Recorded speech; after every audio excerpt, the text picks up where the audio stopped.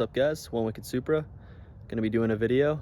The last time I made a video was actually when I was putting the car away for the winter time last year. So here we are again, about a year later, a little less than a year actually, and in the same predicament here. Gonna be putting away for winter. Gotta love New England. I haven't done a video in a while because the stuff I've been doing to the car has been really small, so it hasn't really been significant enough for me to make a video about. But now, with all the little things that I've added up, I feel as though, I can make a video now. Plus, I've been super busy, so I do still, want to upload to this channel. And now that the car's running and driving, I obviously want to add more content. It's a little bit more interesting, not just like build videos. So anyways, without further ado, here's the car. So aesthetically, not much has changed. The big thing that I did do is I had this bumper held up by zip ties and it kind of sagged, so I have it fastened on both sides pretty well. So it definitely looks a lot better. Looks like a stock fitment bumper, whereas before it was kind of held on and it's kind of sketchy. Other things I've done to the car, so a lot of the stuff, I've been driving it a lot actually, and I'll have some videos, some pull videos driving it, but a lot of the stuff has been, like I said, small stuff. So I was having issues with the idle. It was idling like crap. It would surge and it would bog, almost stall. So I replaced the cam sensor. My tuner told me that the cam sensor was being kind of wacky, so I did that. Replaced it with 2 cam sensors, one with a shitty AutoZone one, then smartened up, got a Toyota one. And I also found a huge vacuum leak in the boost lines. So I redid the boost lines in here. You can see they're kind of silver, so they're insulated. And I also got legit vacuum tubing. So it's, high temperature, a little bit more flexible. Instead of, the tubing the vacuum tubing they sell you at a auto parts store, which is usually like fuel line or, windshield washer fluid. It could be anything. So I got the vacuum line tubing, and I pressure tested it, made sure there's no leaks. There was leaks before, obviously, and the car runs so much better after that vacuum leak in the cam sensor. I still have to get it tuned. I put a new VVTi solenoid on it too. So I still have to get it tuned just to make sure everything's okay, but the car's been running, the best that it's ever ran before. So that's pretty awesome. Runs great. The clutch, had some issues with the clutch. It was grabbing a little too soon, so I adjusted that. The pedal the mounts on it are kind of messed up. There's like a top mount. So when you push the clutch in, there's like a mount on the top of the firewall, and that's snapped off, obviously, in the car's life previously before I owned it. So I have to get that welded on at some point. So there's a lot of like really small issues with the car that I've just been addressing. The biggest issue I'd say that I fixed that I was kind of anxious about was the lights. None of the blinkers worked. The side markers didn't work either.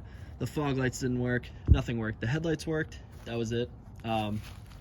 So I got everything to work. It's all custom wired. So all these wires, not for the headlights, but the blinkers and the side markers, they were all cut. I had to literally go through each wire with a multimeter and test which had power, which didn't. And it's not as simple as you think, because this is a 98 bumper, 98 blinkers, 98 headlights, and the car's a 95, and all the wires were cut. So it's not just like matching color to color. You just look in a manual and wire. It's all it's weird. Like 98 headlights like incorporated fog lights in them or something, like I forget exactly what, but it was kind of weird. It was difficult to get it all working, but the blinkers work now. The hazard lights work. The hazard switch button, I got that to work. And the side markers work. All the lights work. So that was huge because it was pretty stressful driving it when you don't have a blinkers. It's not safe. So I got that working. All those lights work. All the lights in the car work. That was huge. The horn didn't work, so I got a new carbon fiber steering wheel, carbon fiber top, and then I got a new airbag, and then I got the horn to work. So the horn works now, so that's awesome. Yeah, just a lot of little stuff. I got the windshield washer fluid pump to work. I need to run new tubing to it, but I don't have it mounted right now because it was kind of large in here. I'm gonna try to like get a smaller tank, but I wired it and tested it, so I'll have that. So everything will work in the car by the time I take it out next season. I mean, that's like huge. I mean, like, it sounds stupid, but when you're building a car, you think of like all like the turbo and exhaust and the all this, like, you know, all the cool stuff. You don't think of like your blinkers and your horn and your headlights and the stuff that you kind of take for granted when you drive a car every day. Like the stuff that I literally, that was literally like multiple weekends for me getting that shit to work. But it's all working. So that's definitely progress. Now, so that's what I've done. I'm probably forgetting some stuff, but it's all, like I said, it's all small stuff. Nothing's been huge. So what do I need to do with the car for next season? There's a lot I want to do next season. So the dash sags in the car. And what I mean by that is the plastics behind the dash, the mounting plastics, are all ruined. So this moves, you can't really see it, but the dash kind of moves up and down, and it's just not in really good condition, where everything else is brand new, like all the, you know, center console. So you can still buy dashes from Toyota. I'll probably pick one of those up, swap it out. When I have the dash out, I'm going to have the clutch pedal mount welded on, and I'm also going to have these holes patched up. So yeah, right now I just have tape over them, so I'll have those patched up. That's project number one. Project number two, gonna do the timing belt, water pump, cam gears, crank gears, and the cams. I'm gonna put new cams in it. It has JDM cams right now, which kind of like limit the car for the power that it makes. So I'm going to put different cams in it. Haven't really decided what cams I want to put in it, but something that won't kind of bottleneck the car. Speaking of power, the car is making around 20 PSI right now. I have to get my BTI gauge working, which is another project. It lights up, but it's just not reading anything. But it's around 20 PSI. It should be making at least 550 to the wheels, I'd say. So I want to put the cams in it, and I want to make 600 to the wheels. That's always been my goal on pump gas. So that'll be awesome. That's for next season though. So it's leaking oil from the crank seal, you know, crank gear or crank seal or cam gear or something in the front end, and it's leaking oil. So that's the main reason why I'm doing all that. But I'm gonna throw cams in at the same time, and maybe you know, valves or something. So yeah, got that to look forward to. It's also leaking oil. It's always leaked oil in the bell housing. It leaked it really bad at one point, and then changed the rear main seal and it stopped leaking it, you know, as bad. It still drips every once in a while though in the bell housing, and I can't figure it out. It has to be the rear main seal. So I don't know what I'm gonna do about that. I just actually put in Royal Purple 10W30. I'm not a huge believer in different brands of oil, but I did notice a big difference from when I had Mobil 1 in it. It leaked really bad. And then I put Shell Rotella in, which people recommend, and it didn't leak as bad. But I also changed the rear main seal at some point, you know. So it's hard to tell what actually did it, because now it has a brand new rear main seal and it had Shell Rotella oil in it. It still leaked oil. I put in different viscosity oil, so we'll see what happens. You know, I'm hoping that will at least slow it down, because I really don't want to pull the transmission again and do the rear main seal again. So, and I put in a Toyota rear main seal. I did everything right as far as I know. So it's annoying. It's a really, really slow leak, like a drip, not even. Like it would be like a drip in the bell housing after you drive, that's it. So it doesn't even like have like doesn't even leave a mark in the ground, but it's just annoying. Like the car doesn't leak anything except for that. And the oil from the, you know, cam gears, but it's not a big deal. Done a timing belt on 2JZ before, so. So yeah, those are the big projects, big things I want to get done. And yeah, so once that stuff's done, once the car doesn't leak anything, once it's mechanically 100% good, which it is, suspension, brakes, everything's you can drive it. Like I drive it to work. Like it's completely fine. It's a completely drivable car with like no issues now.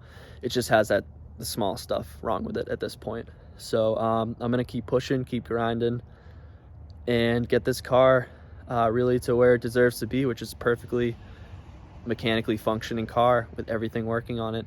I shouldn't say everything because it doesn't have heat or AC. It doesn't have any like the ductwork behind the dash.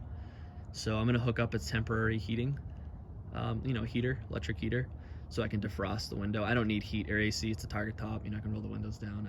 I'm not gonna drive it when it's cold enough where you need heat. So, but yeah, everything is gonna work. So pretty exciting. So once I get to that stage, like I said, that stuff I just mentioned for next season, I can move on to the bodywork, which will be kind of the final segment of the car.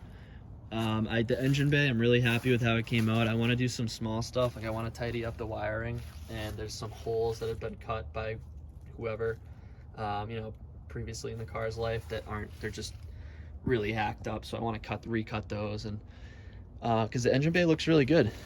It looks really nice, but it's just small stuff, like I'm not really happy with this or how that's exposed. So it's really close to, it's kind of dirty right now, but it's gonna be a good looking engine bay, and I want the body to match that. So I haven't really decided what I want to do. Keep it all stock, do a little bit of aftermarket, a lot of aftermarket, what wheels I want. So if you guys open to suggestions, I like if you want to go on my Instagram, One Wicked Supra, send me a message, some pictures, some Supras you guys like. I love seeing different Supras, there's so many out there, I have a bunch saved on my phone, but yeah, so I'll get the body good, and the interior, like I said, I'm pretty happy with. Just got to want to put a new dash in, but I love the seats, and the interior just looks nice. I'm gonna get the gauges swapped with LEDs, because the bulbs are kind of, it has a mind of its own. Like the gauges kind of like go on and off sometimes. So I'm gonna get those all swapped out with LED lights. I think it looks really nice. And yeah, those are my plans for the car. So the other thing I should mention is when I put the cams in and I shoot for higher horsepower, this car has the smaller differential in it, the 200 millimeter differential. The twin turbo automatic Supra differential is in this, and it's limited slip, and it's great. Like I don't regret getting it, but it can be a little sketchy. From what I've heard, over 600 foot-pounds of torque, or around there, people say they can get kind of sketchy, especially if you have sticky tires. That's one of the reasons why I have Nitto 555 first generation tires on this, and it blows them off in first and second, as you guys will see when I put the pull videos in. But that's kind of a good thing, because I don't want to put too much stress on that differential, because I've heard they can kind of yank the car to the side, or just it's just not good. So as you guys know, I have the Granis T56 Magnum kit, and I plan on doing his 8.8, I think Ford 8.8 Ford rear differential. It's from a Ford Explorer. Throwing that in, I think that would be awesome. So yeah, he makes really good stuff. So I'm actually interested in his power steering delete steering rack, because it's a bare bones car. There's no ABS, no traction control, and no power steering. I don't, whatever, I want the car to be nice and light and simple, easy to work on. I don't need any of that stuff. I mean, power steering's nice, but from what I've heard, I know a kid with a Supra that doesn't have power steering, and he says it's not a big deal. It's not a heavy car. The wheel's not that bad. So yeah, those are my plans. So pretty sad, gotta put the car away, but I don't know, it'll be refreshing. I'm gonna have a big list of stuff I want to do next season, and I went to a couple car shows this season. I plan to do a lot more stuff with the car next season, car shows and racing, and I want to bring it to a dyno, obviously, once I put the cams in, maybe even before that. Maybe early next season I'll bring it to a dyno just to see what it makes. I think it made, when I brought it to the first dyno, when they messed the car up when they were trying to tune it, I think it made like 450 or 500 to the wheels or something like that, I forget, like on lower boost, and it wasn't running right. So the thing's fast. I mean, it's a freaking fast car right now. So like I said, it's like, yeah, it has Nitto 555s on it, but they're like 265s, 275s out back. They're pretty decent tires. I mean, my Mustang Mach 1 had Nitto, the same tires, but 245s, and it would hook, you know, in second gear. And that was a full bolt-ons Mustang Mach 1, probably had like almost 350 to the wheels. And this thing blows them off like nothing. Like first gear, like forget it. Second gear, like you're doing like 30 miles an hour. Second gear, you floor it in this, like it'll blow the tires off like nothing. So it's got to be making some serious power. I mean, I've been in some fast cars, and this thing pulls. So yeah, it's a lot of fun. So make sure you guys are subscribed. If you have any questions, feel free to comment. Make sure you're following my Instagram, One Wicked Supra. I tend to post on there more frequently than I do on the YouTube, just because it's, you know, like I said, it's hard to make a video when you're not doing major stuff to the car like I was doing. You know, I'm doing small stuff, so I'm not going to make a video every time I, you know, get new lug nuts or get a light bulb working, you know. So, whereas on Instagram, maybe I will. So give that a follow. It's the same username, One Wicked Supra. And yeah, thanks for watching.